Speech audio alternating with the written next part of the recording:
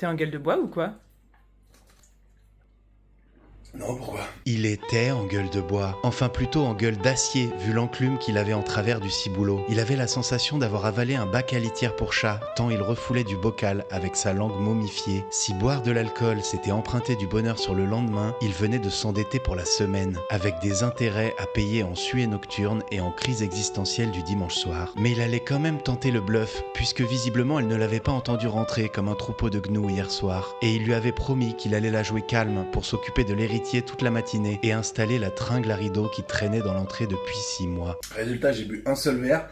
Je crois que je fais une allergie au houblon, là. Il ne faisait pas une allergie au houblon. Ce qu'il appelait un seul verre, c'était une girafe de 5 litres de picon. Et ironiquement, c'est le couinement incessant de Sophie la girafe qui allait faire vaciller sa couverture, lui donnant l'impression de percer les trous de la tringle directement dans son propre front. T'es sûr que t'es pas en gueule de bois? Depuis son pénible réveil, il n'ouvrait qu'un œil à la fois, car le moindre rayon de lumière lui faisait l'effet d'un interrogatoire de la CIA à Guantanamo. Il s'était habillé comme l'aurait fait un cyclope asymétrique. Non, c'est la mode au Japon, ça. Et c'est la mode au Japon de dégueuler dans le lavabo? T'as aucune preuve que c'était moi? Mais j'étais là, hein. Ah bon? Bah ouais, dur de dormir quand t'as un urukai qui a avalé de travers dans sa salle de bain. Attends, mais t'étais là? Bah ouais, je t'ai tenu les cheveux. Ah, donc c'était un petit moment de qualité, en fait. Couple time! De rien, finalement.